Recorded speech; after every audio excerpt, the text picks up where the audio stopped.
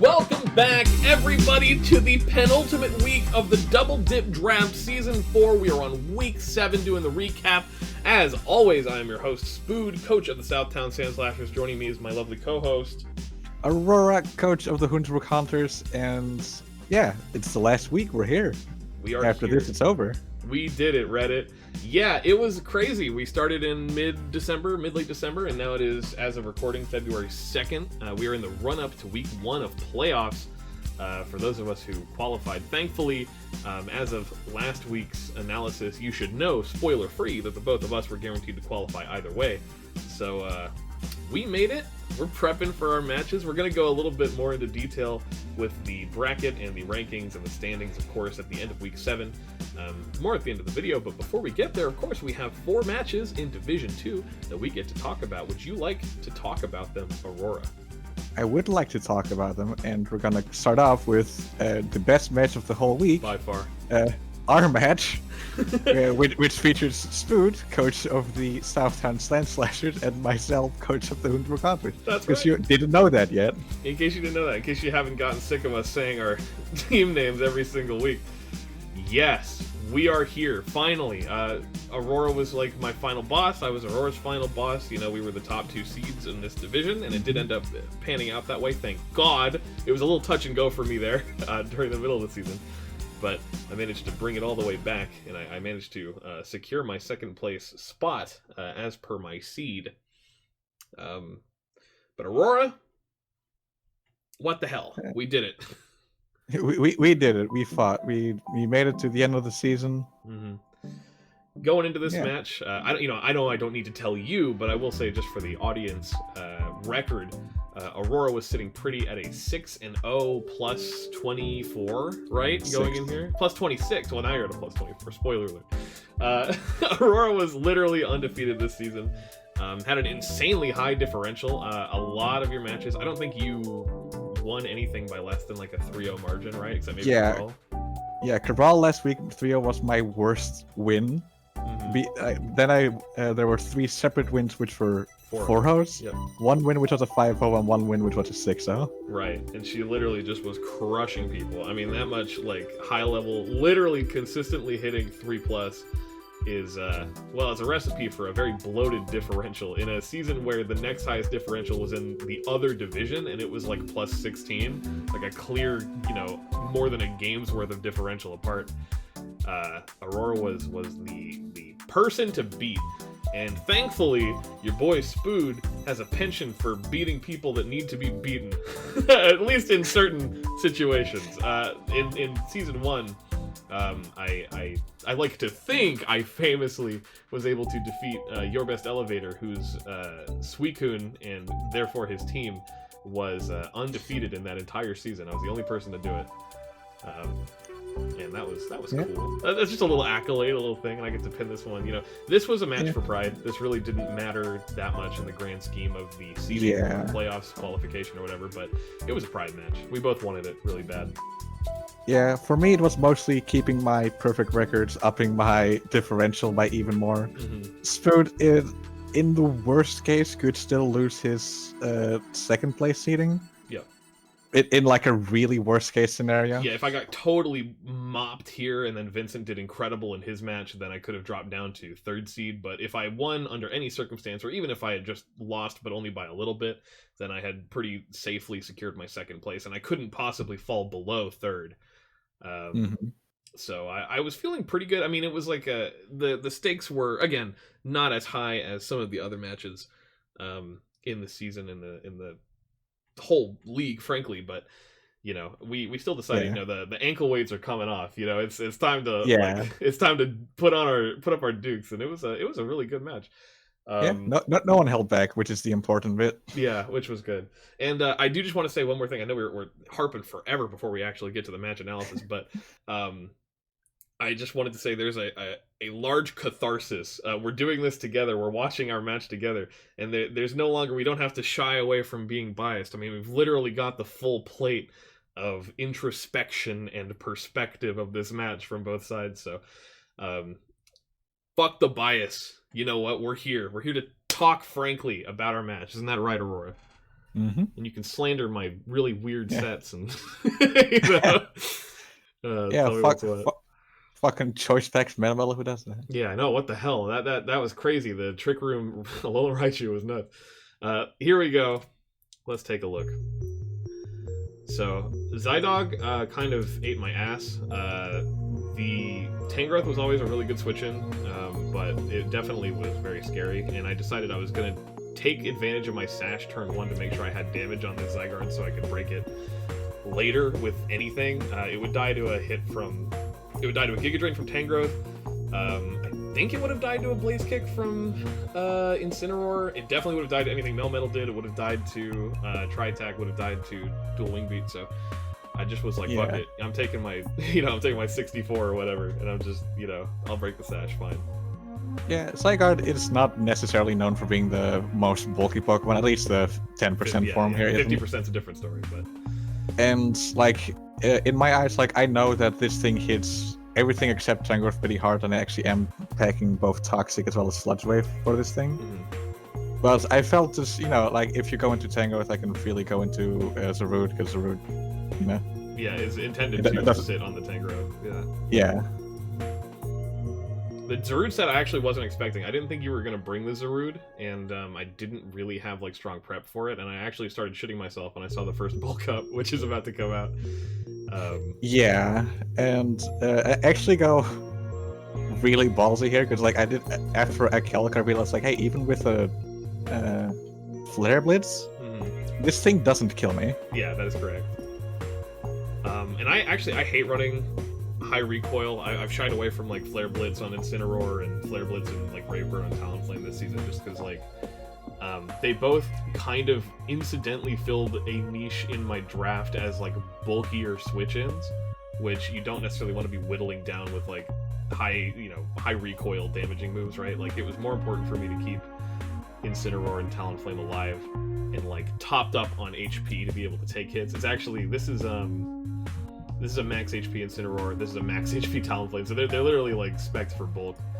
And I knew I couldn't kill this thing too, so I just decided I would fling my Poison Barb and just get a poison on it. Yeah, which is actually fun, because we did note in a previous analysis that against my team in general, you probably want to regularly poison things, given that I tend to switch out before Toxic gets better. Yeah, the rationale there was like I was afraid of... I didn't think you were going to be Zarude, right? I thought you were going to bring Rotom Fan in place of Zarude.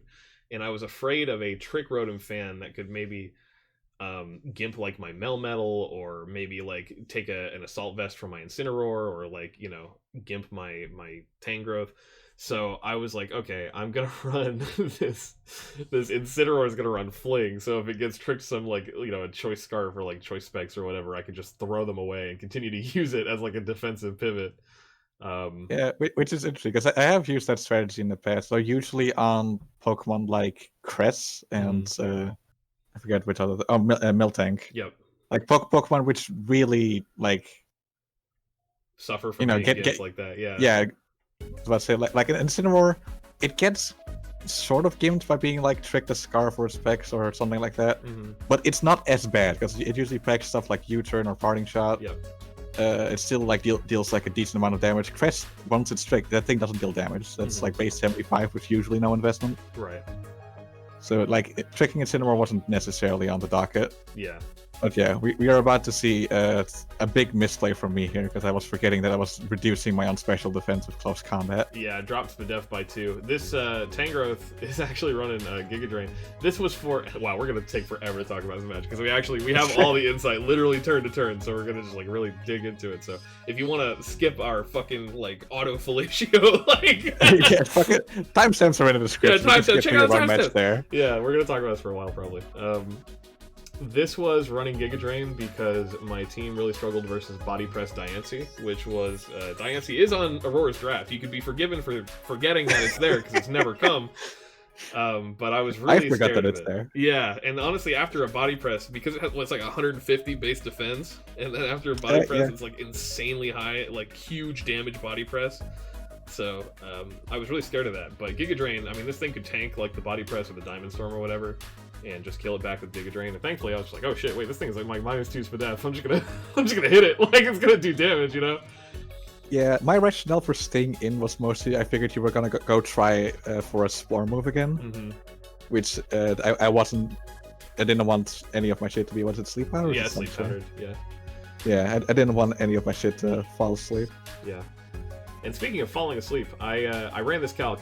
I was like, okay, can I live a Victini Flare Blitz? And the answer is yes, but only if it's not banded. I can live at Life Orb, I can live at Expert Belt, I cannot live at Choice Banded. So I was like, fuck it. Either I learn that it's banded and I can play around it accordingly, or I put it to sleep here. And I learned that it was not banded and I put it to sleep. So yeah, you actually could have calced what it was, because from the Giga Drain you could have deduced that this thing has an assault vest.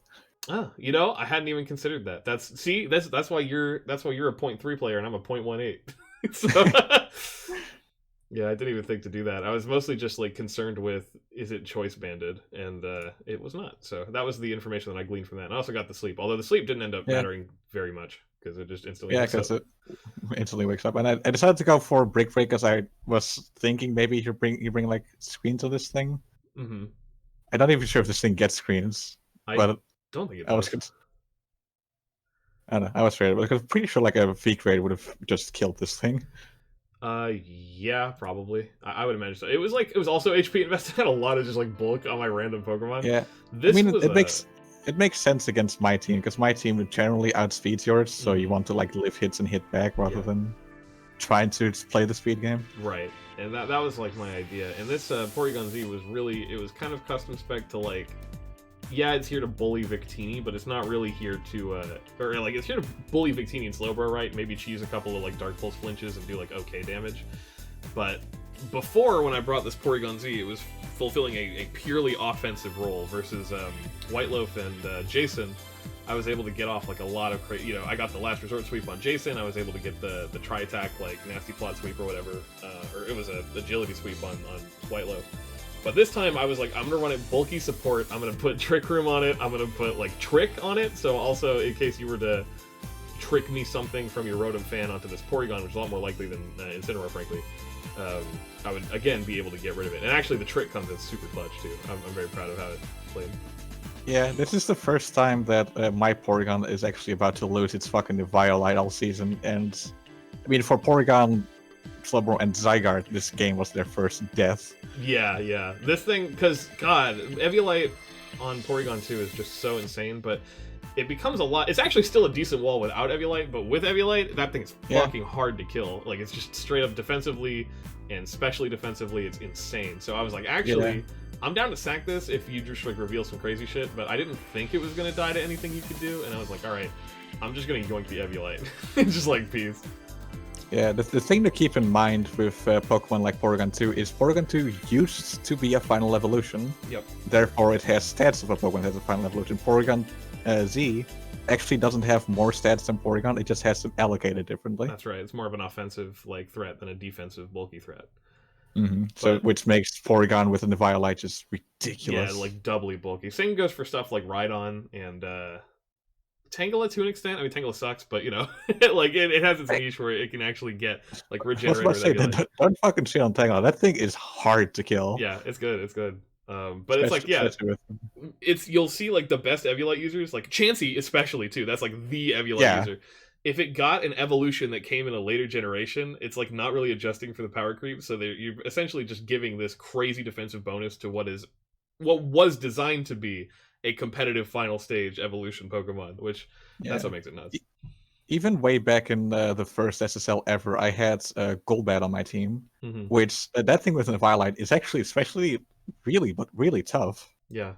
Like that thing can take Thunderbolts for days and just roost them off. Yeah, it's crazy. You don't really think about it until you're actually fighting it, and it's just like, what the fuck am I playing against, you know?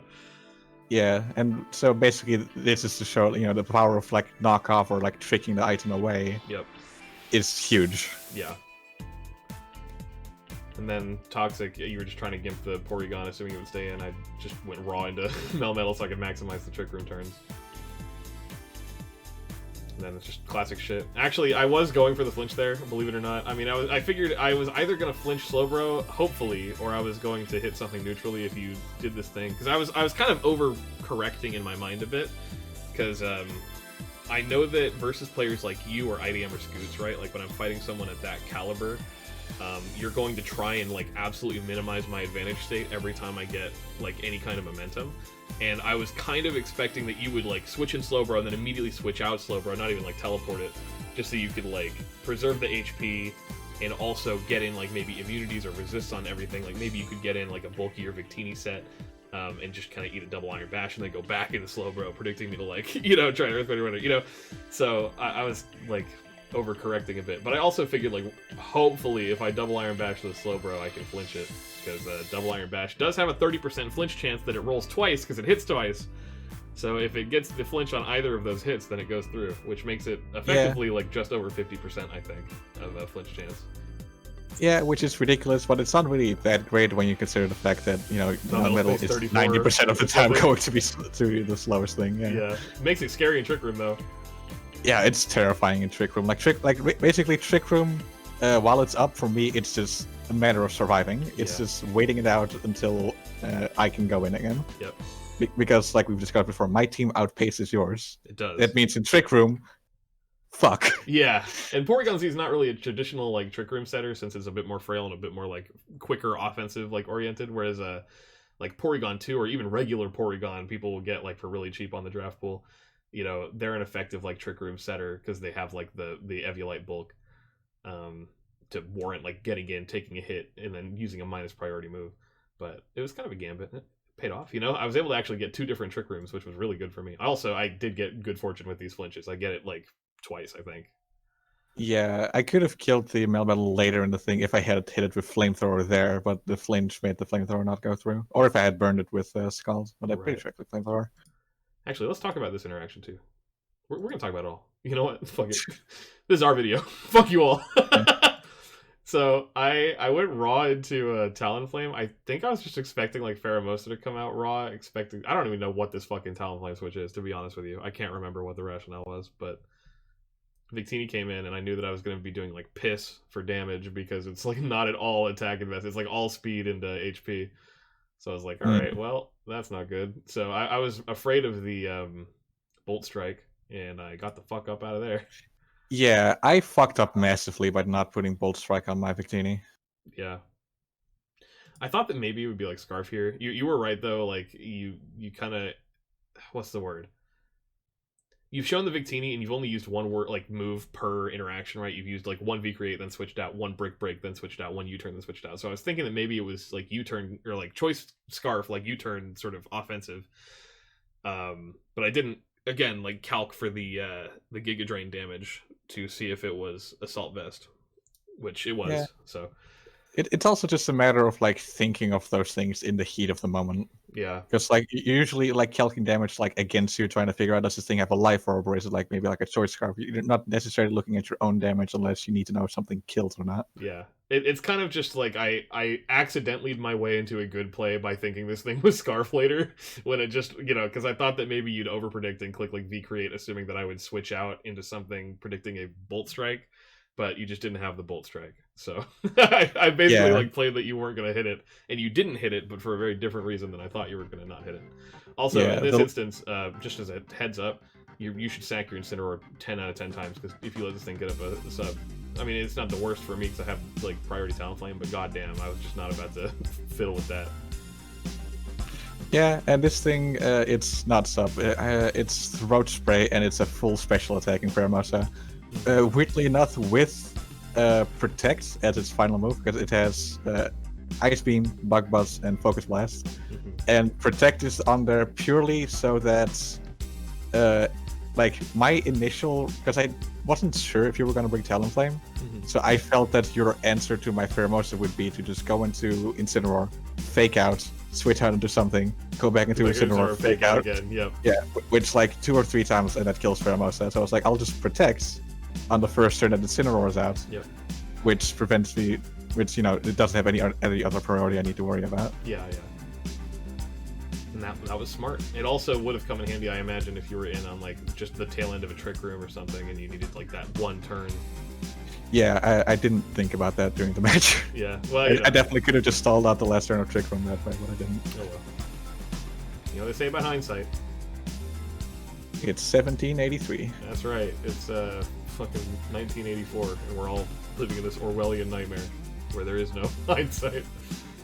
Yeah.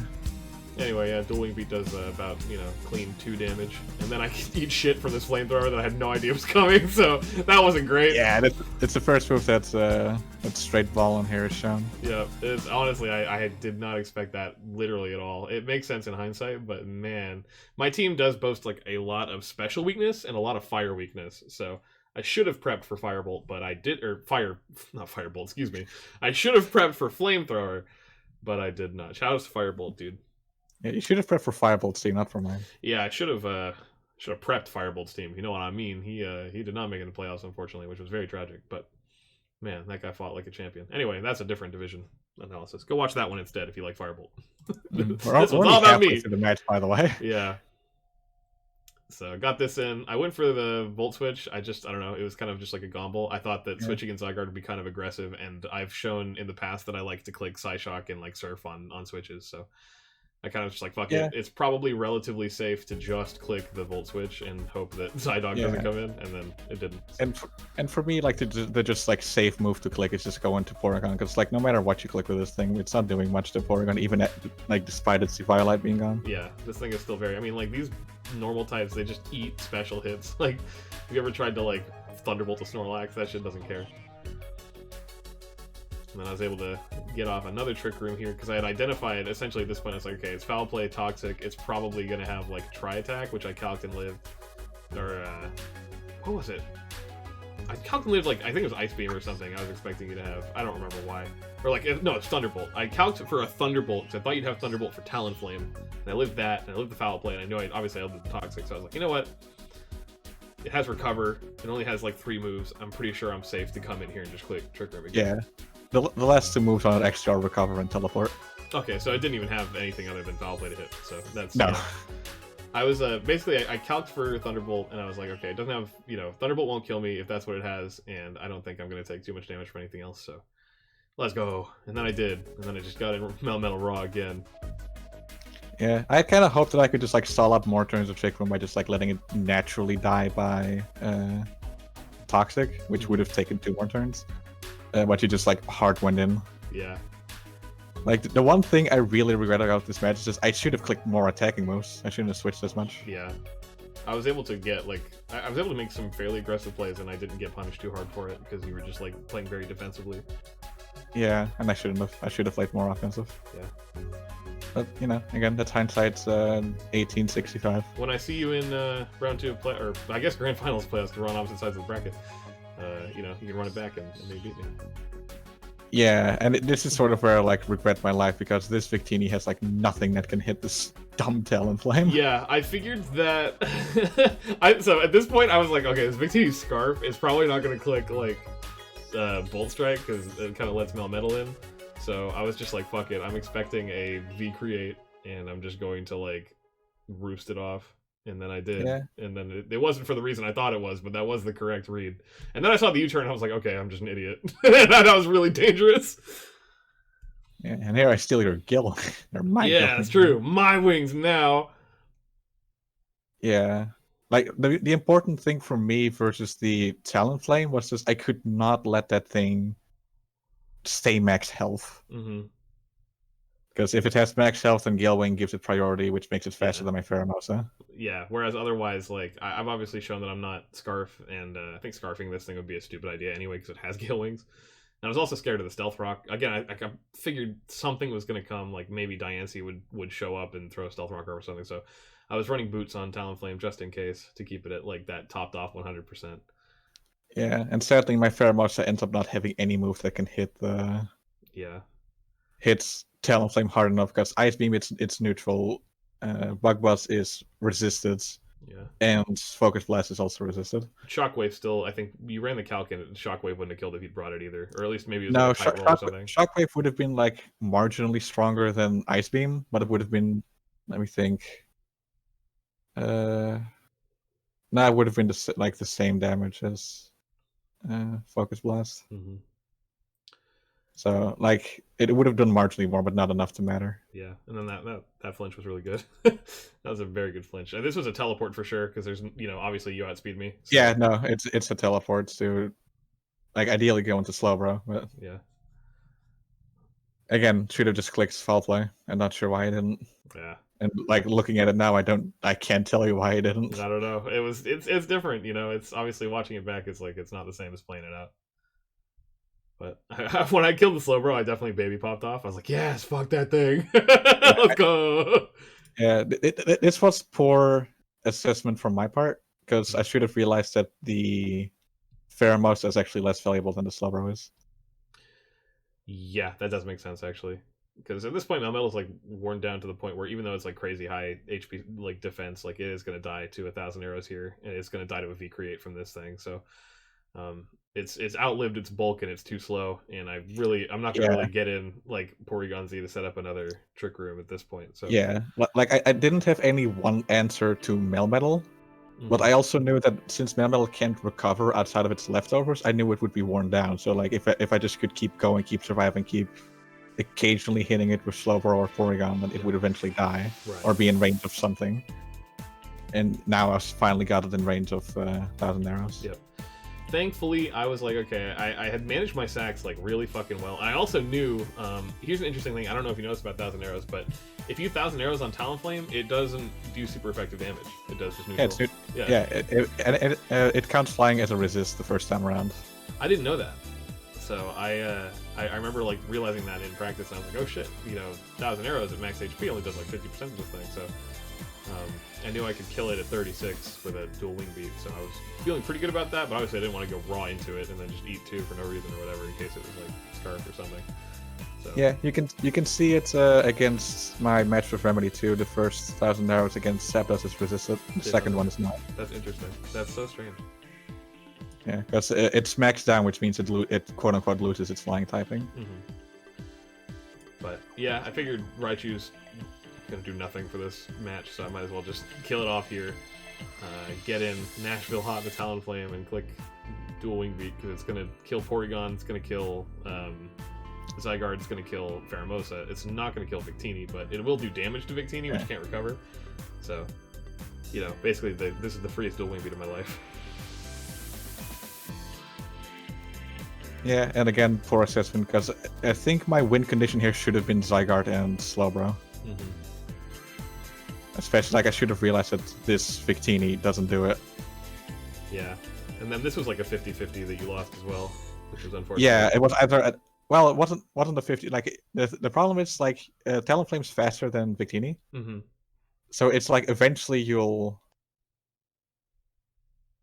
Actually, no, it was a question of, do you switch out here or not? Yeah.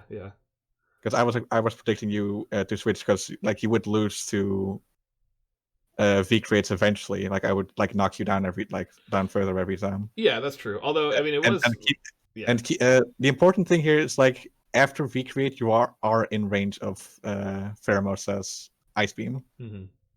So if I just turned off my brain and kept clicking V create until I couldn't anymore. Yeah. That would have been smarter. I'm not sure how much PP V create has. It only has 8, and you were down to 6 at this point. Yeah. So yeah, you would have won that regardless. Yeah. If I just had Bolt Strike on this thing, I could have just. Yeah, if you had Bolt Strike, it would have been a very different game for sure. Yeah, I misplayed this one pretty bad. Yeah. Because at 70, I think Ice Beam does 60, roughly, to a no HP invested. Yeah, I mean, at this point, it's all unless I super choked it, it was the win con was very obvious because you'd have to hit V create here. So I would just go into my other sack, Porygon Z, let it die, your defense would drop, I'd be able to come in, click dual wing beat. Either you'd stay in here and die to it, or you'd go into Pheromosa and die to it, and then you'd have to bring Victini back out, at which point I could then sack Melmetal and then just do the same thing. Yeah, what I could have done is instead of just clicking V create there, it's actually double back into Pheromosa. Mm-hmm. And then go into an attack and move from there. Yeah. Or just kept clicking Ice Beam, because with a boost, it would have been... it might have been fine. Might have been fine. But yeah. But yeah, it was a fucking gauntlet of a battle. But your boy came out on top. I'm still proud of it. There was definitely some misplays on Aurora's end, but I feel like it was it's very like high concept shit. You know what I mean? Like it's very rock paper scissorsy. It's very like, you know. Yeah, like a lot of it came down to like 50-50s between do I think you're gonna switch or not, and if so, switch into, well, if you switch it probably into like a predictable thing usually. Yeah.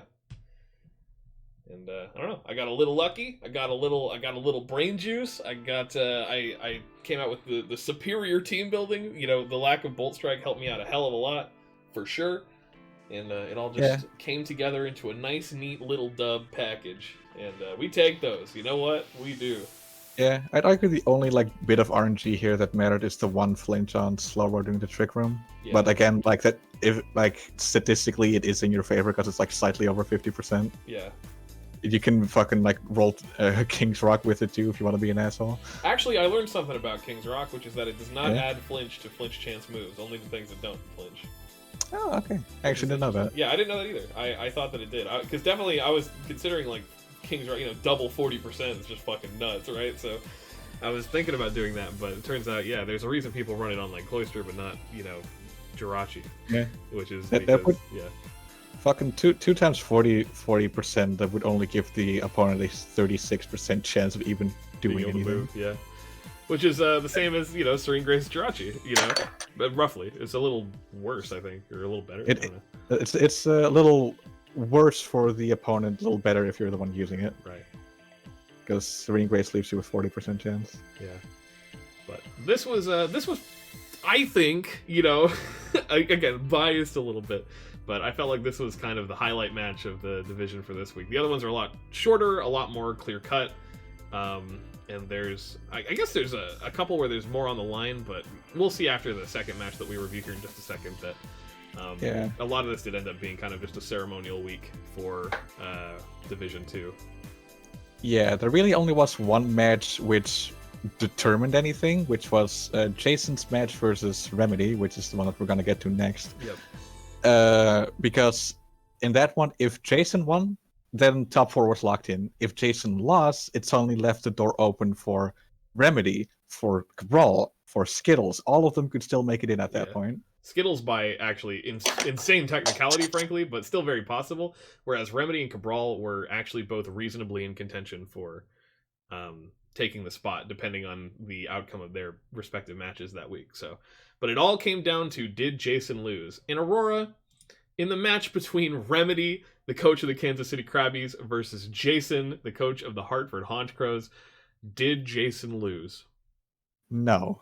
Jason did not lose, and ultimately secured himself the spot, 4th place, or rather 4th, I guess 4th place in the division, 4th seed from Division 2 going into playoffs. He beat Remedy in a pretty, I mean, it was a fairly close match, but circumstances didn't really line up amazingly well. Remedy didn't prep a team. She just brought something that was old. You know, she was kind of clocked out of the draft league at this point, wasn't feeling it. So despite still having a win path, or rather a victory condition for playoffs, she actually didn't anymore, because Cabral had already played his match at this point, and even if Remedy 6 out here, she could not overtake Cabral. So like literally it was a question of either Remedy wins here and Cabral is in, or Remedy loses here and Jason's in. But like she can't get herself in anymore, which demotivated her. I'll tell you, I don't think that she knew at the time. Like, she wasn't keeping track on the chat. She had, she got pinged and she was like, oh shit, I forgot about this, which makes me think that she wasn't keeping track of the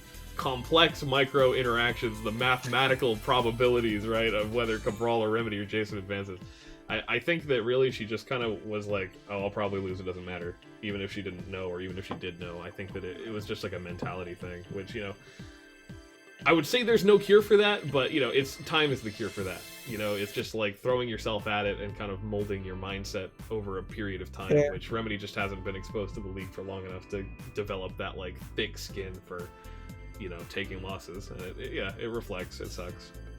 I mean, I'd argue taking losses is something that doesn't necessarily need to come from just the league itself, but, like, from anything in general.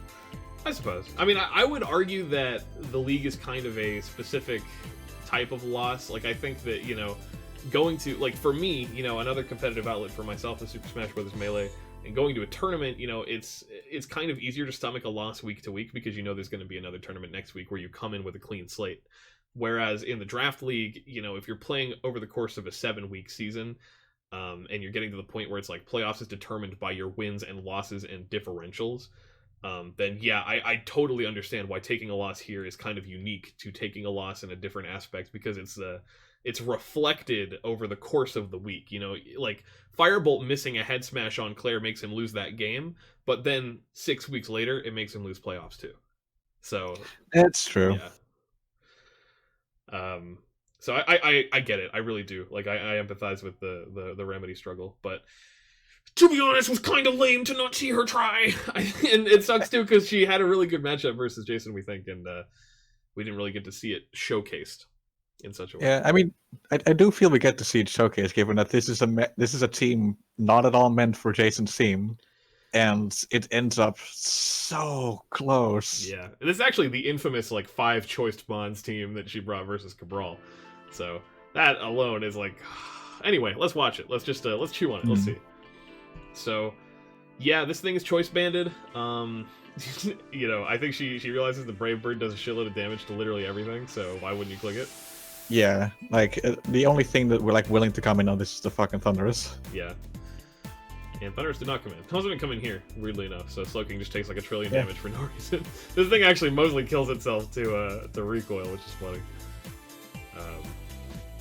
Then Mimikyu comes out, Shadow Sneak. Again, questionable Shadow Sneak. I think a thing that Remedy hasn't really absorbed from the other matches is if you're faster than a Pokemon, you don't really need to Shadow Sneak it. You can just Shadow Claw for more damage. And yeah, or play rough. Yeah. Well, she was in on the Slowking. I understand not wanting necessarily. No. Definitely a go set move against the Slowking, but just depending on the situation. Clicking Shadow Sneak here versus Slowking is just not necessary. You can click Shadow Claw and do more damage to a switch in. But again, it's a thing that comes with practice. Maybe she didn't know that Slowking had Regenerator, which would make her think that maybe it's a sack. But even in that case, you know what I mean. It's arbitrary. Can we also just give a shout out to this fucking Hail? Just hard running Hail on a Pokemon. That's so godlike. This gotta be for the Blizzard meme. I don't know what the Hail is for. Does Frostmouth get any other ability that isn't? It's Shield Dust and something else. Ice Scales? Ice Scales is the one that has special moves. Yeah, so I don't know. I don't think either of them are Hail dependent, so. Yeah, also, this workup, Umbreon says, literally just lifted from Cabral's match with It was really funny. Yeah. There we see Player Up putting in the work. He realized that the Umbreon could not stay on this thing, and then here comes our Shifu clicking Wicked Blow, because what else does it need to do? It just clicks Wicked Blow. Yeah, and then this thing comes in, shows off its Volt Absorb. Pretty much is going to happen no matter what. This thing does have a nasty plot and then just, leaves. I'm not really sure why. I guess it wasn't running Focus Blast, or didn't feel confident in clicking an electric move for some reason. I really don't understand the rationale behind switching out there, but... Me neither. But this... It would have been most of Remedy's team would have been wiped by it. Yeah. If it wasn't... But yeah, this Kingdra situation is... This next Kingdra literally just clicks Surf 1 trillion times. There's no reason not to.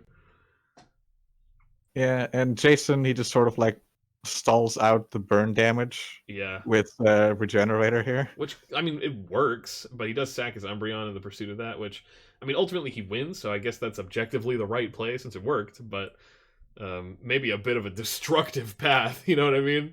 Yeah. Yeah, and here we see Thunderbolt doing clean 45 to this thing, which means that after a nasty plot, it would have just killed. Yeah, so I'm not really sure what the rationale was there. Boom Burst is good. Hyper Beam. I told him to run the Hyper Beam tech, but this thing just lives it for some reason, which is so funny. But then her Shifu just cleans up here. Actually, he's an idiot and doesn't click Sucker Punch, so I don't know. I guess it just doesn't clean up here. They both have the back-to-back 2 HP live though, which is funny. Yeah, that's true actually. Yep. And man, if that circuitry had a scarf, then this still would have gone into Remedy's favor, but it's vexed instead. Yeah, and it's rough. Literally this, Slowking was almost dead. This Urshifu was literally dead. honestly, the toxicity was Scarf. I don't know. I mean, this was like so winnable, especially like with Disguise Mimikyu does so well versus Urshifu. If maybe she'd held it in the back a little bit longer, but I mean, at this point, it was arbitrary. Remedy was clocked out. She was she was not ready to put in like the stress into the league at this point, which it sucks, and unfortunately, Cabral pays for it by no longer losing.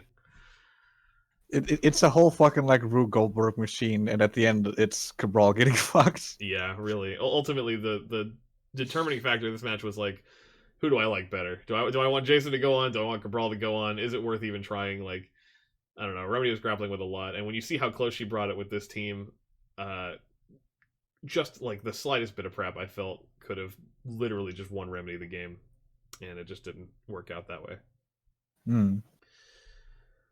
Well, perhaps she can do better in the next season if she does decide to return. Yeah, we'd like to see her back. Definitely. I think that she did show some promise. She got some good wins. She beat the best player in the league. So, like, really, anything is possible. It means you didn't beat me. I was wondering if you were gonna like let that one go or not. I know I could hear you weighing up the options in your mind, like. Yeah. Just very rapid, like, social analysis in my head. It's like, okay, what do we do here? What do we do? I'm on video, so I can't say anything that crazy. Yeah, but that's Jason. Yeah. And good shit to Jason. I don't want to like downplay like as though he didn't deserve it or whatever, but yeah, he did get 4 legitimate wins. Yep. Which that's not easy to do. No, certainly not. So good shit to Jason. Good job, buddy. You did it. Scooching on forward. Tell me, Aurora, who are these people? I don't know. I've never seen them once before, like in my life. I think that might be Skittles, who coaches the Nevada Ninetales, and that's Cabral, who edits these videos. And coincidentally, is also a coach of the Slinging Aegislashers. That's so strange. What a peculiar team name. Yeah, this match. Imagine spelling it wrong. So this is a different flavor of tragedy. You really, yeah. The rest of this like week was really just a revolving door of sad things to watch. Remedy not prepping and then almost beating Jason and then costing it for Cabral was doubly amplified by the fact that Cabral actually dismantled Skittles the same exact way that Vincent did the week prior. It was a setup sweep 6-0 victory. Not even close. Honestly, there's not really much analysis to do. Skittles' team just loses to setup sweeping, and Cabral setup swept him. Yeah, actually, like, the original intent was to set up sweep with this Vaporeon with also Work Up, which is the second time we're seeing that this week with the substitute Work Up. That's funny. Sub Work Up evolution just twice. That Storm Power also, God, if he'd gotten one more off, like if Skittles didn't immediately go into this thing, it would have been something. Also, holy fucking Jesus, this thing hits so hard. I'm pretty sure that's Banded Hustle. No, it's... Oh, yeah, I think it is, yeah. I'm not sure if it's Hustle, but it's definitely Banded, because that thing is like, physical attack is actually pretty legit. It's just that it's slow and its typing's garbage. Yeah, its typing's quite bad.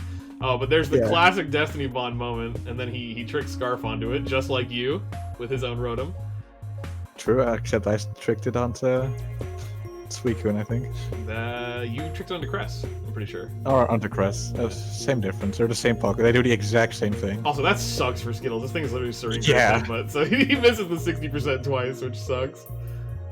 Yeah, which, like we've discussed before, that's actually missing 6% twice. That means 40 times 40. That's 16%. Yeah, that's super unlikely. And Skittles, he's just like, fuck it. You know what? We ball. And at this point, this thing just wins. Yeah, I was about to say, like, the fucking pony's the only thing that outspeeds this. Yeah, and did not manage to kill it. If he'd gotten any of those headbutt flinches, maybe if he'd gotten both headbutt flinches, it would have been like a 5-0. But, yeah. I love Skittles. He's one of my favorite people on the planet Earth, and I don't want to disparage him in this video, but holy shitballs, man. You got worked. Like, there's not really much else you can say about it. Yeah, I mean, this is a sort of a thing that's, like, it's not even necessary team building, because, like, nothing much in Skills' team. Like, Skills' team struggled hard against this Rotom Heat, like, in the first place. Mm-hmm. So, like, really the problem here can be traced back all the way to drafting. Yeah. It's like... It's like it's rough to sort of because like Skills. I would argue Skills has like a pretty like decently good and balanced draft.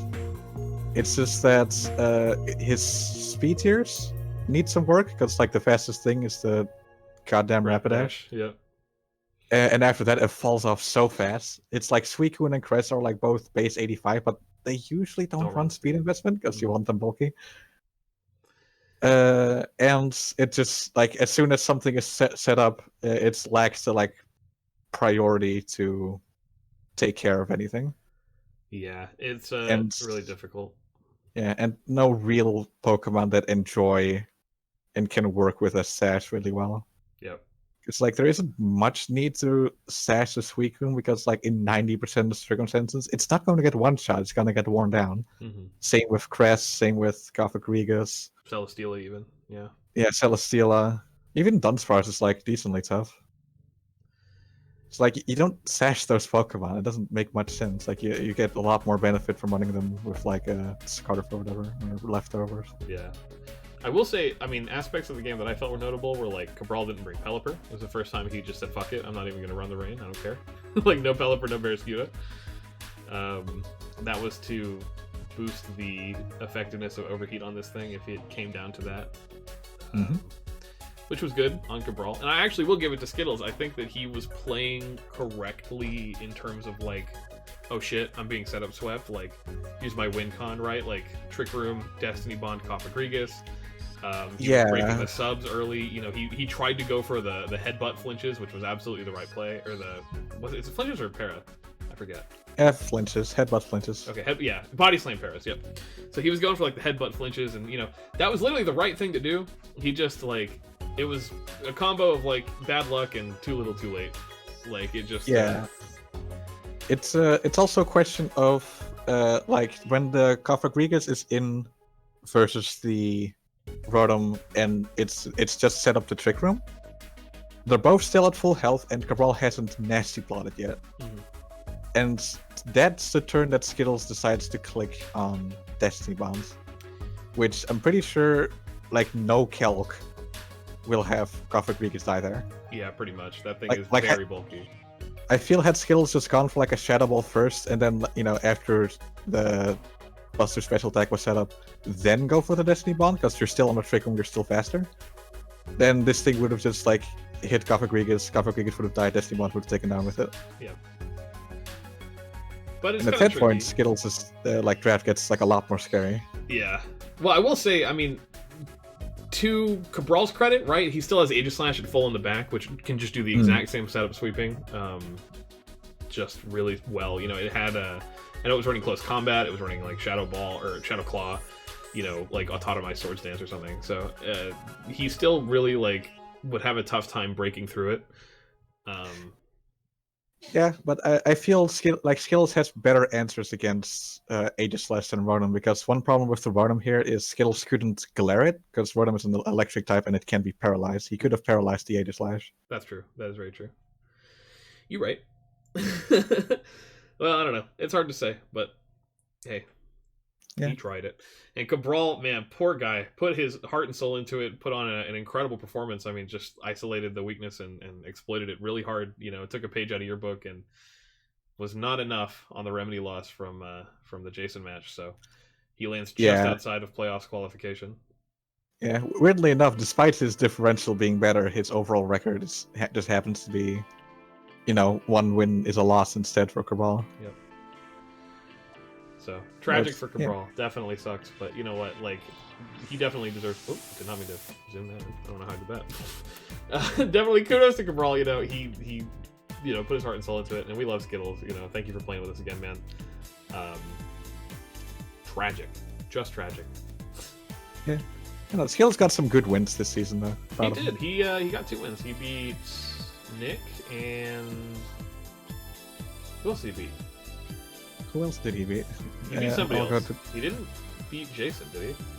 I'll go to the side and find out. You go introduce the next match. Well, let's talk about match number 4, which is the last one of the season. This is Spookman, the coach of the Heerlen Hawluchas, our boy Vincent, versus White Loaf, our boy Nick, coach of the Loafville Lanturns. This was. The answer is Jason. It was Jason. So he beat Jason and Nick, which are good wins, you know. Yeah. This one was also kind of just a whack match. I think Vincent wanted to, you know, he felt pretty secure in his like worst he could do was drop down to 4th spot, and it seemed pretty unlikely that was going to happen based on like differential and matchup record and stuff. So Vincent kind of wanted to have a little fun. He wanted to bring his lower tier, like less used Pokemon. You know, he had yet to bring Shedinja. I don't think he brought Colossal yet. He just went like full meme lord, just because he felt like chilling. And Nick, I mean, he just came off of his first win this season versus Remedy, I believe. Yeah. So Nick was feeling, you know, he was feeling something. I mean, I know he's definitely feeling like shit about the season, but you know, he came into this with at least an amount of confidence that he could do it. And he had done his prep, you know, he'd done his homework. He was ready to ride the season out. And he does pick up his second win here, which is great. You know, like good shit to Nick. Hilariously, or I guess tragically, if you're Nick, this is an exact repeat performance-wise of his his last season's performance. Excuse me, his season 3. He also went 5-2, having lost his first 5 matches in a row, and then picking up 2 wins at the very end. He did the exact same thing here. So I guess the lesson to take away from Nick is like if Nick can just like keep his head in the game between seasons and we don't take like 6 months between them, which we do. Yeah. Then he could do like come out swinging, but instead like he takes 5 matches to warm up and and then by that point that's it's just too long, too much. But you know, he holds his own here pretty well. Again, he was really scared of like the Hawlucha Bulu core. You know, he had brought things to prep for that. He brought like an especially bulky Zygarde, among other things. But yeah, you know, the main threats he had prepared for weren't there, which actually can be kind of scary. If you prep for something and it doesn't show up, then it kind of gimps your team. But he was also fighting a gimp team, so it didn't really matter.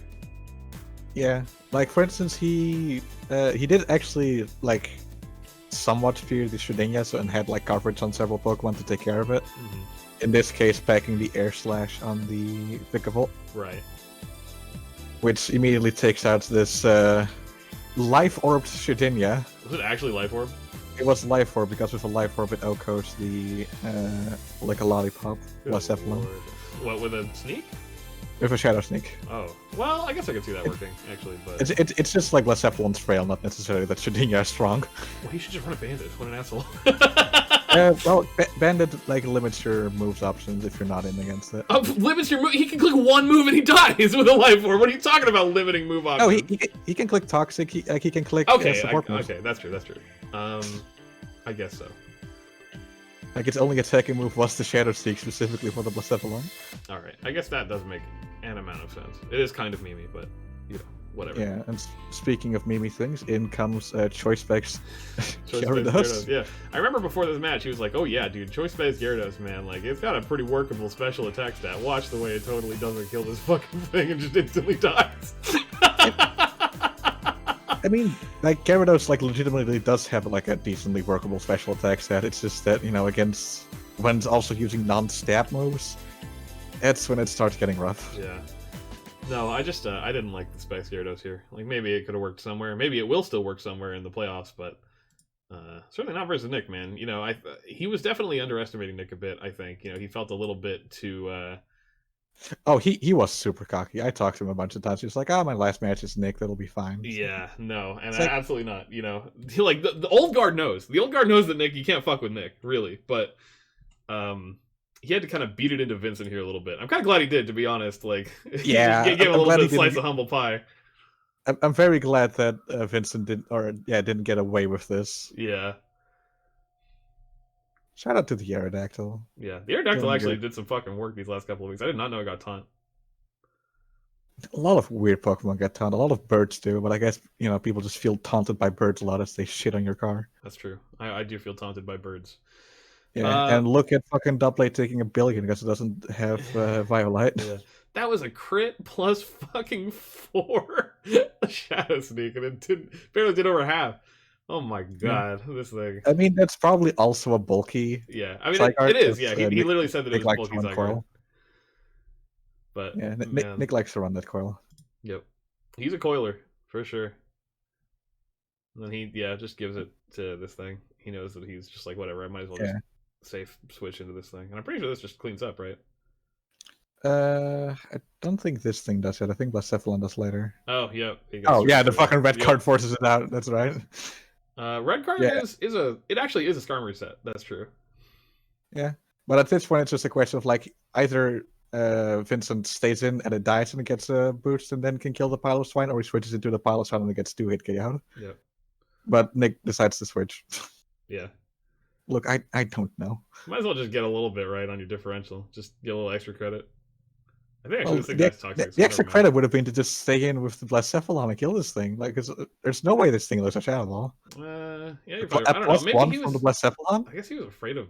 I don't actually. You know, you're absolutely right. What the hell am I saying? Blacephalon's like special attack is stupid point ridiculous. Yeah, that is very true. That's very true, dude. Blacephalon's a threat. Was it like base 81? 181? I don't know. It's stupid high. But yeah, White Loaf convincingly 4-0s Vincent. Gives him a little reality check before playoffs, which is good. Vincent's definitely going to remember that, and it's going to sting going into playoffs, but you know, Vincent is going into playoffs, and unfortunately White Loaf is not. But he does actually bring his performance up. He kind of clutch gods. He went from being literally in last place all season to coming out 6th in the division. So above both Skittles and Remedy. Yeah, Skittles got a bit fucked by getting 6 outs 2 weeks in a row. Yeah, that did actually totally obliterate his differential. Like, Nick has also been 6-0 this season, but, like, not twice. Yeah, like, Remedy, like, if she just won her match, like, tried it, and she could have easily just maintained her position, but didn't. Yeah. But speaking of places in ranking... Hey, we love talking about places in ranking. Let's look at the ranking first to see how we ended up here. Yep. And this is the ranking. I'm aware you can't see it on the screen share. You should... Actually, wait, no, you can't see it on the screen share. What the hell am I saying? You can't see it on the recording, but the recording doesn't matter because Cabral's going to make a graphic. So why am I even saying this? I don't know. I don't know. But yeah, it's pretty unchanged from what it was before. Like, the only difference is that the people in 5th to 8th place shuffled around a bit, but top 4 literally stayed the same. Yep. Cabral did, I mean, he brought his differential up to positive, which was really cool, like right at the last second. And again, you know, based on his differential, he would have overtaken Jason had Jason lost to Remedy, who he did not lose to, but only because Remedy did not prep. So it was kind of just this cascade effect of, like, choices that unfortunately just... really it benefited Jason and it did not so much benefit Cabral. Yeah, but I do feel that, you know, like, a lot of Cabral's losses are from his first couple weeks of, like, him learning the ropes of team building, game sense, and general competitive Pokemon. And he's definitely shown that he's got a good understanding of it at this point, and I feel if he were to do those matches over, he could definitely come out on top. So, like, if we see Cabral in a future season, don't sleep on him. No, I would. I guess it depends on who is in his division, but I would be willing to probably put money on him making playoffs next season. He's a grinder, just like Love and Sky, and it took a little bit longer for him to, like, get on his feet, but he's shown us some really, really good stuff this season. I would say that Cabral's kind of the unsung hero of this division, the same way that, like, Firebolt, unfortunately, fell right out of his playoffs in Division 1. You know, they're both kind of like the heart and soul of Double Dip, really. They're just like the contender, you know. Yeah. They pushed so hard and just almost did it. And then, unfortunately, they have to sit at home while everybody else gets on the bus to playoffs.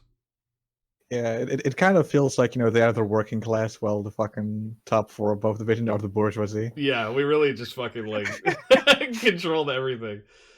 And poor Cabral, yeah, I mean, he took a loss to...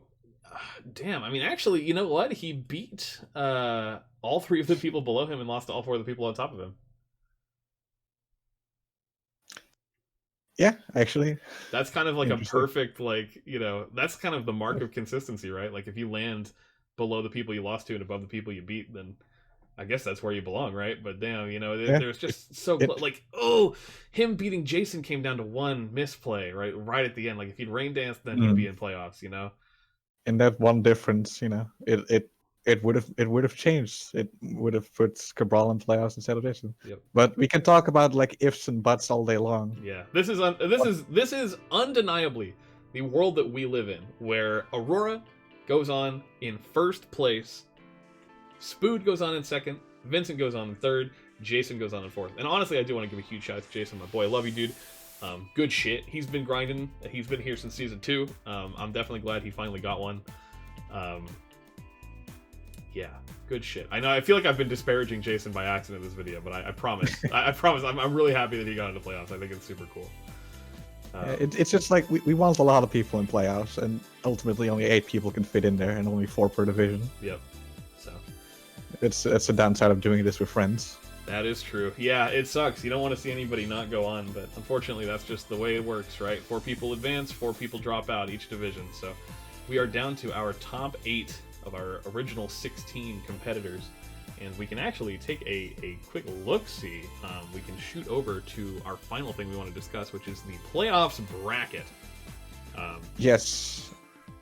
You got any opening thoughts on that? I feel like I've been dominating the conversation just a wee bit. Well, basically just like explaining the way that this is seeded is the first ranking person of each division fights their inverse seed. So Kemet or the Nido Kings are first seed in Division 1 and fight the 4th seeds of Division 2, which is Jason. Right. And you keep going that way down the list. Yeah. Seeding the bracket in such a way that is possible yielded this result, which it works out because this is kind of like, in theory, the top players from each division are going to meet each other in grand finals, just based on, obviously, the seed of their results from group stage. So, in theory, you are likely going to be seeing Kemet versus Aurora in grand finals. But of course, there's several steps you have to go through to get to that point. Yeah, we are. Yeah, playoffs is cutthroat because unlike the regular season, it's not round robin; it's a single elimination. That's right. So if you lose round 1, that's it. You're out. Yep.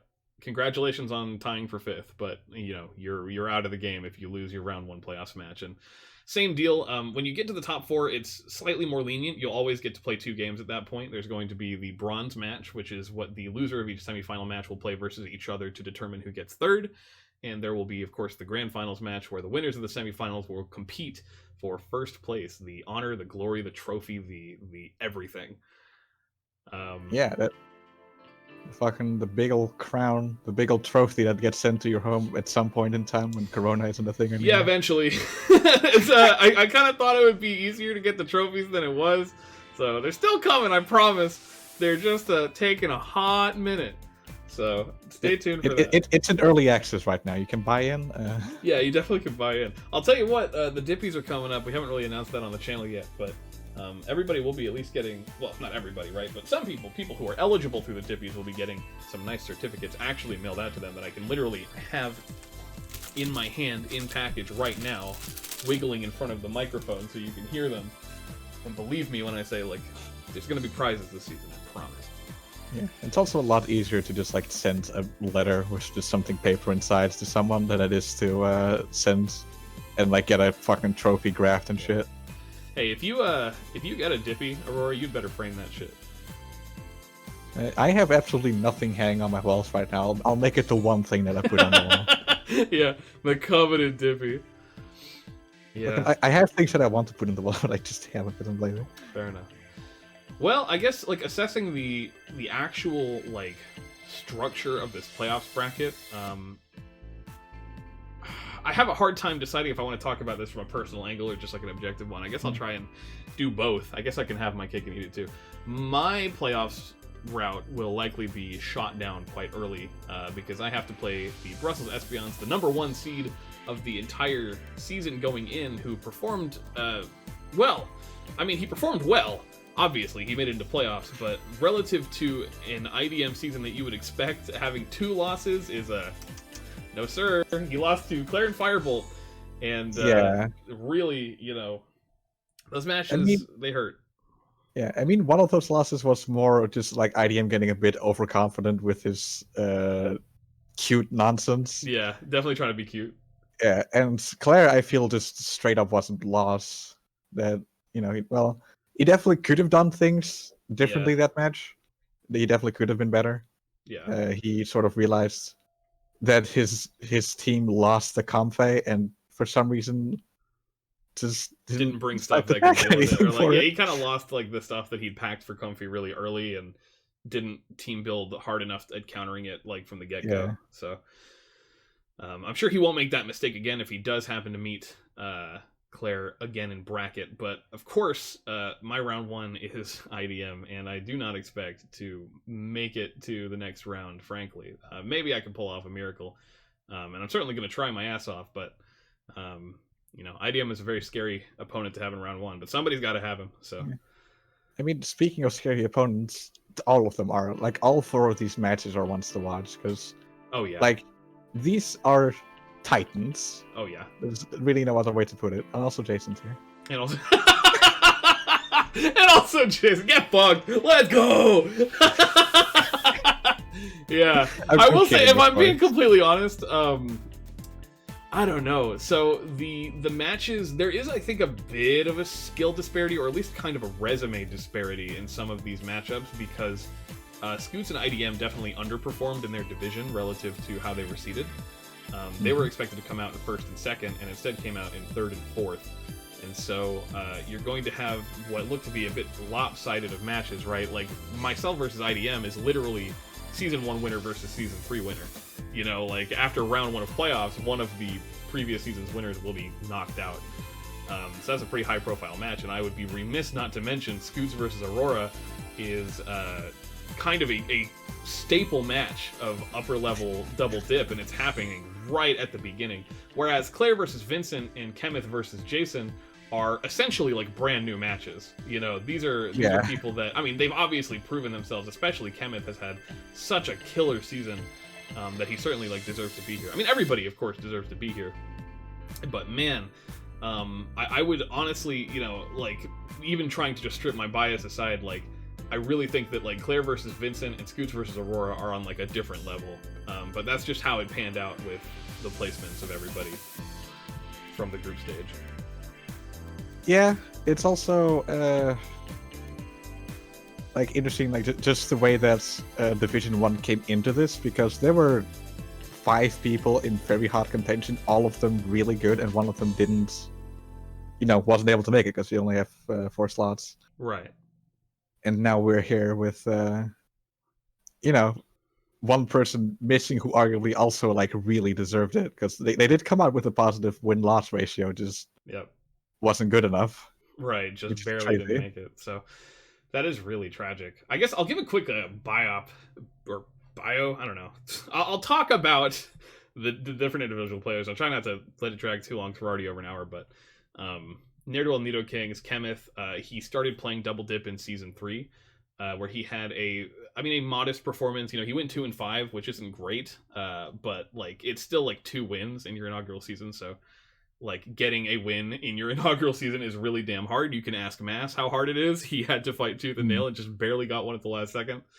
Also, shout out to him for playing on his phone, which means that I'm not sure if he even like uses the damage calculator or is able to use it. He definitely calcs, but it sucks. I've seen the process like IRL, and it's horrible. I mean, playing on mobile seems so terrible. Yeah, no, I wouldn't copy it. But he has a passion for it. I mean, if he didn't like love Pokemon before this, he lives it now. He seriously, like, he calls me just about every day. He's like, I want to talk draft. I want to talk theory. I want to talk the bracket. I want to talk the team building. I want to talk about what I want to do in the off season. I want to talk about what I want to do for this opponent later. Talk about cool strategies I could try. Like he just that's cool. Like, it. What I'll say, like it's like despite that we're being competitive and like pointing out things people did wrong here, like it's supposed to be like a community experience and bring people together.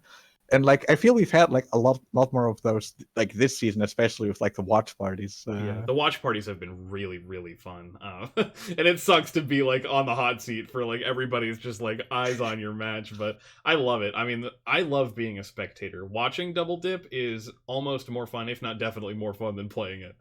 And it's just a treat to be able to sit in with my rowdy sportsman-like, comrades in this league and just like, ooh, you know, like root for my preferred player, jeer the one that I don't want to win, you know, be the peanut gallery and backseat game and just do all the fun, like annoying crowd man stuff.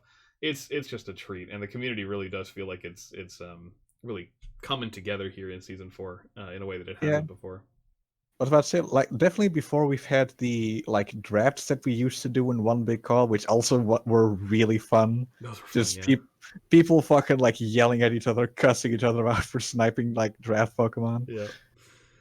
I do miss that a lot, but it's just like when you hit a certain size of the league, right? Like it's 16 players, you're never going to get 16 people in one place at the same time. There's always going to be at least a couple missing. Especially given the fact that like there's like just a bunch of people that we know just like have busier schedules and like are more difficult to get a hold of. We got people that work night shifts, we got Europeans, we got people who sleep in until 4 p.m. that don't work night shift, they just fuck around. So, you know, it's just a nightmare. Fucking, we could just make it straight up impossible if we just got like some like Asian or Australian time zones in here. Just literally make it so that not everybody can be awake at the same time. And like, granted, like the 3 Europeans that we do have, me, IDM, and Vincent, we are around usually like fucking 3-4 midnight. That helps a lot. Yeah, that's true. Oh god. But that's Nidokings, man. He went 6-1 this season, had an absolutely stellar, I mean, literally tripled his win rate, you know, between seasons. He came back looking like an actual threat. He beat Scoots, he beat Claire, he beat Firebolt, he beat the only person he lost to was IDM. So just a stellar season. Yeah, IDM losses are ones that you can definitely take in stride. Oh yeah, for sure. Jason, we've already talked like at length with Jason. Yeah, started in season 2. You know, had a couple of modest performances, but now he's here and he's hit the big leagues for the first time. So yeah, he's finally broken through that like honestly enormous first hurdle to playoffs. Absolutely, because like given like how many people that we have that have like a precedent for being good at Pokemon and have set a precedent for making it to playoffs. Most, if not every time, the space gets tighter each season. Absolutely. I felt like season 3, like going into it, I was like, okay, yeah, season 3 was a bit more stacked than like season 4 will be. I think we have a lot of newer players that are gonna, dude. Claire went nuts. Kenneth went nuts. You know, Firebolt went nuts. God, you know, Vincent did great. Jason popped off. You know, like people just made this such a hard season. Which was great. I mean, I don't know. It's hard to even say which one's more stacked, but this one felt like suffocating.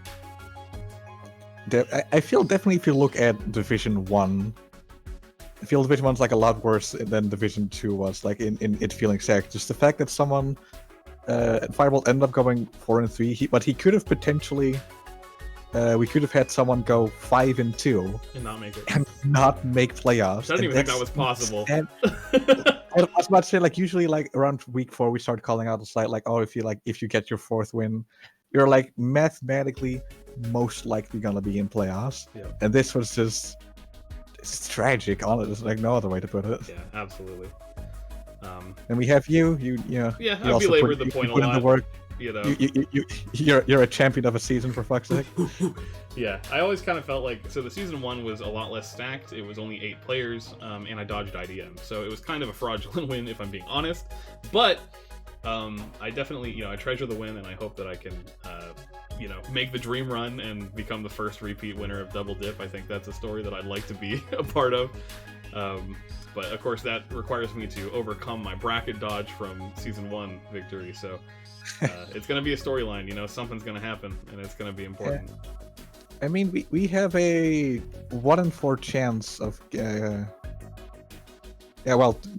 in 8, but functionally that's 1 in 4. Yeah. A chance of getting a repeat winner here, because like it's either you or IDM, and then potentially me. Yeah. But like you two have to knock out each other, which is unfortunate. The least amount of previous season winners that can go into top 4 is 1. The most is 2. So it's going to be kind of a volatile top 4. Like this week 1 of playoffs is going to be insane. And IDM, look, I could fill an encyclopedia with good things to say about IDM. The guy is an actual champion. He's a menace. He knows everything about this damn game, except how Misty Terrain works. And You know what? I love that guy. He won season 3. He's never performed worse than third place. He's won season 2. I won season 3. Oh, that's right. Sorry, excuse me. He won season 2. He's never performed worse than third place. I got that a little bit jumbled in my head, but he landed in third place in season 1. He lost to Scoots in playoffs and then won the bronze match. Then season 2, he just won outright. Then season 3, he lost to you in playoffs and then won the bronze match. So he's a threat. He's definitely, I think, still. I mean, it's hard to call between you and him who's the objective favorite to win, because your record was just so insane this season that you just look strong, and you're coming off of a win from last season. That's true, but I feel also I feel like my matchups in my division just in general were quite good, but they're a lot more difficult from the top 4 of Division 1. Yeah. I know just immediately looking at my matchup with Scoots, I feel it's fair. There's probably a bunch of Pokemon Scoots is looking at too that he's very concerned about. Mm-hmm. But it's definitely going to be a clash. Yeah, it's going to be a big fight. But both our teams, I feel hit hard enough that neither could stall out the other. Yeah. It's tragic that either one of you could drop out in week 1. I just I hate that for you. Yeah, well, I mean, my record against Scoots in playoffs is really good. It's not in the regular season. Yeah, true. And I'll tell you what, Maryland Manectrix Claire is the only one here whose first season is this one. She showed up and just beat the shit out of everybody for 4 weeks. Yeah. I mean, it's not entirely fair to say that she's unexperienced, because she definitely does have draft league experience, just not necessarily. I think the best or most relevant experience she had was from early Generation 7. Yeah. Which obviously is quite a ways out of date now that we're a year into Gen 8 meta. But, it did not stop her. She drafted all reliable, T-Tar Excadrill, and brought it to playoffs, as one is expected to do if you draft T-Tar Excadrill. But she sure made it look good. I mean, she beat IDM, that's worth a lot. That's worth its weight in gold. So she's definitely someone to keep an eye on. And you know what? I honestly, I don't think I'd be that surprised if she brought it all the way to grand finals. I wouldn't be surprised either, because that does, even if that also means beating me. Yeah, she's if I even make it out of the first round. And then we've got Vincent. Vincent is he's establishing himself as a gatekeeper of playoffs. I mean, he's just he's played 2 seasons of Double Dip and is, I think, pretty much brand new to the format, right? He started in Double Dip season 3, right? Yeah, his draft knowledge is all from just Double Dip. Yep. He does have prior Pokemon experience, but not high competitive experience. He used to play, as he's told me many stories about, on the Pixelmon server. Wow, that's so hype. I love Pixelmon. It's fun. But the people, he used to be one of the better people on that server. Mm-hmm. Which, that's not to discredit him. He is good. It does also sort of talk volumes at the people that just weren't. Right, but I mean, he's definitely, if he's not proven his worth in Pixelmon, he's definitely proved it here. He joined season 3, made playoffs, and then played season 4, and then made playoffs again. He's scary, and I feel since he's not going up against Aurora round 1 this time, he actually can get a chance to show some muscle and kind of smack down maybe Claire. I think that's a big win for Vincent. If he picks up the win on Claire, I think that proves a lot for his skill level. Yeah. Then I'll kick him out in round 2. And then you'll kick him out in round 2. Season 5 will kick him out in the finals. That'll be perfect. And then season 6, I'll kick him out of the bronze match, maybe. And hey, speaking of kicking out, Vincent, Aurora, your record speaks for itself. Season 1 was, I think you've proved it several times over, was quite a fluke. It was also mostly me fucking around, because I just we had Megas in season 1, and I decided to go, you know what, Mega Obama Snow. Mega Obama. And tried to sort of draft a snow core, forgetting while drafting that because Mega Obama Snow has the whole Obama site. Mm-hmm. You can't hold this the snowy the rock. Hail, yeah, the icy rock. So your hail. Yeah, only so hail is always fucked. Or 5 turns or whatever. Yeah, pretty bad. But you know what? It's fine. You shaped up hard. Season 2, you brought all the way to grand finals. Season 3, you brought to grand finals again, and then you won. Yeah. So current reigning champion. Yeah, so going into Season 4, I would honestly, I mean, again, it's really hard for me to say between you and IDM who I would expect to win the season more, but I think that's a testament to how much I think you're probably going to win. So, I really think that you're the person to beat. You got a real target on your back, being the defending champion. So. Oh, definitely. And like, granted, if you look at the way my season's been going, it has been getting worse every single. That's true. You single peaked week. at a 6-0 week 1, and then 5-0, still pretty great. 4-0, oh yeah, that's a solid win. Couple in a row, then a 2-0 victory. Got a little touch and go there, and then a 3-0 victory, then an 0-2 loss. Right, going into playoffs, so you got to pick some momentum back up, or you might look rough against your hardest opponent yet, which is Scoots 33 Dumblespood's Army. Season 1 grand finals. He lost to a really hot guy, but you know, it happens. He brought it to grand finals there. He's not been able to recapture that grand final since, but he has shown that he is capable of doing it. He has a win on Aurora. He has a win on IDM.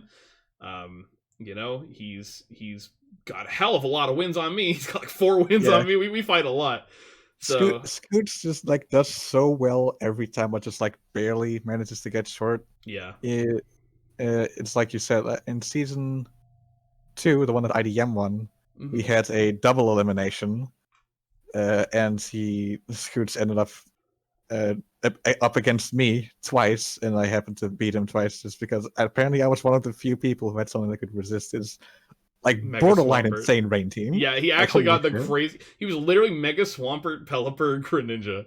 Like, I can't believe that happened. It's actually nuts. Yeah, I mean, like even Krabbys' rain team like this season is like pretty ridiculous. Yeah, it's really, really good. We definitely underestimated Barraskewda, but whatever. Barraskewda really didn't do much, but aside from just look threatening in the back. It did a lot. I mean, looking threatening in the back is half the battle. I mean, literally, you know, Melmetal by that metric didn't do much, but I know that it did a lot by being there. So yeah, same goes for like Pheromosa, for IDM's Regieleki. Fucking Regieleki, that's what the thing's called. And the Spectre for Scoots. Although the Spectre did see a lot more like hands-on action than any of the other. It got like I think 2 sweeps in, something like that, 2 or 3. But 2 or 3 sweeps in. But like the other weeks, I feel like it literally was just sort of like standing in the back threatening. Yeah, they're just there somebody for sure. Yeah. Which I mean, I feel like those Pokemon are sort of like made like either like they sweep or they don't. Same goes with Pheromosa. Like either it bulks through everything or it doesn't. Yeah, it's definitely all of these matches are matches to watch. No one can slack off. If you do slack off, then prepare to eat shit and be kicked out of playoffs. Yeah, prepare to get brutally dismantled by somebody who wants it more than you, because everybody that's here is here to win it. And everybody's hungry. Everybody's hungry, and yeah, I just I cannot wait to watch the week. I'm terrified to play in it, but I cannot wait to watch other people play it. You know? Yeah, definitely a lot of team building, labbing, testing to be done. Yep. So, I suppose that is all of the analysis I've got in the tank. We've been here for a good hour and a half, so hopefully that's enough of meaty final week's analysis for you. Thank you, Aurora, for joining us on these videos. I think this is the last one that we're going to be doing together for this season, because Cabral and White Loaf are going to be taking over for the playoffs coverage from here.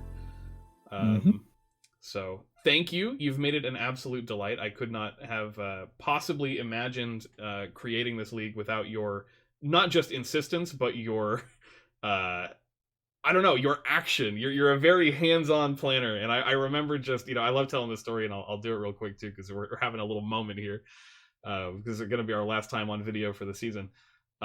You know, the idea for Double Dip Draft came about when I was doing a live stream Pokemon 1000 Year, or not Pokemon, what the hell? Yeah, I was Paper Mario. I was doing a Paper Mario 1000 Year Door randomizer, and it just randomizes all the item drops in the game. And we were just talking about how much we wanted to play in a draft league again, because it had been a couple years since SSL kind of fell off. And Aurora was like, yeah, we should just call it the Double Dip League, because you keep finding Double Dip badges in 1000 Year Door. I was like, yeah, that'd be funny.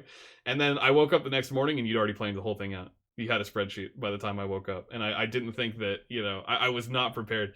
And without that initial push, this wouldn't exist. And we've, you know, that was a good, you know, that was 2019. Now we're in 2021. So thank I you. fucking love spreadsheets. Oh yeah, spreadsheets are the wave. Thank fuck we don't need to make them anymore, though. Yeah, true. Yeah, and if you're curious, by the way, that's also the shape of the Double Dip Draft logo. It's in the shape of a Double Dip badge. Yeah, from Thousand Year Door. So that's the deep double dip lore. But yeah, this league, it would not exist without Aurora, so definitely give you thanks to Aurora if you enjoy playing or consuming or watching or whatever in the league. Would not exist without her. And yeah, big thanks to Cabral for holding it down on the video production aspect. He's made the thumbnails, he's made the animations, he's made a lot of the creative decisions behind like music and timing, and he's honestly just put such a professional spin on the YouTube content that I absolutely adore. So thank you to Cabral for your continued efforts in making Double Dip dope. And one final shout out to the flying phone at the end of the video. Yeah, one final shout out to the flying phone. It's a funny joke. I like the flying phone. Do you have anything you'd like to say before we get out of here?